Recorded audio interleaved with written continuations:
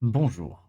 Aujourd'hui, nous allons aborder le SDTI, le système de drone tactique intérimaire SDTI, aussi appelé Spareware, est un drone de reconnaissance développé par Sagem, aujourd'hui Safran Electronics et Défense. Conçu pour fournir une vision tactique en temps réel sur les zones d'opération, il a joué un rôle essentiel dans la surveillance, le réglage de tirs d'artillerie et l'appui aux troupes au sol. En service dans l'armée française depuis 2005, il a été progressivement remplacé par le Patroller, un drone tactique multicapteur plus moderne. Le SDTI mesure 3,5 mètres de long, 1,3 mètres de hauteur et 4,2 mètres d'envergure. Sa masse à vide est de 275 kg, tandis que sa masse au décollage est de 330 kg.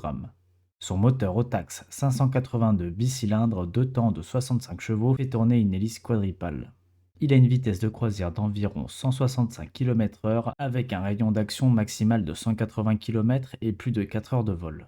Son plafond est de 3800 mètres d'altitude. Son lancement se fait par catapulte pneumatique et sa récupération par parachute avec des coussins gonflables de sécurité. Son contrôle se fait au sol par une station de commande.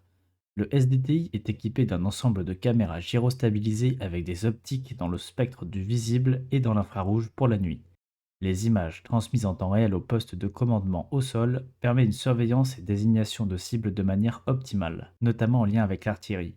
En 2011 est introduit le RVT pour terminal vidéo à distance. Celui-ci permet aux combattants au sol de voir directement les images. Le SDTI a été armé par le 61e régiment d'artillerie de l'armée de terre française depuis 2005, notamment en lien avec la surveillance, l'escorte de convois et l'acquisition de cibles. Le SDTI a été utilisé sous différentes dénominations par la France, la Suède, les Pays-Bas, le Canada, la Grèce et le Danemark. Le SDTI a été déployé de 2006 à 2007 au Liban, de 2007 à 2008 au Kosovo, de 2008 à 2012 en Afghanistan et de 2017 à 2018 en République centrafricaine. La centième mission a été effectuée en 2009. Sur la trentaine de drones acquis, 13 auraient été perdus au total, notamment en Afghanistan. À la fin de son déploiement en Afghanistan, le système aura rempli au total 168 missions et 2000 heures de vol. Le SDTI est progressivement retiré du service jusqu'en 2020, où la flotte est suspendue, marquant la fin de l'exploitation opérationnelle. Il est remplacé par le Patroller. J'espère que le sujet vous aura plu. On se retrouve pour une prochaine vidéo.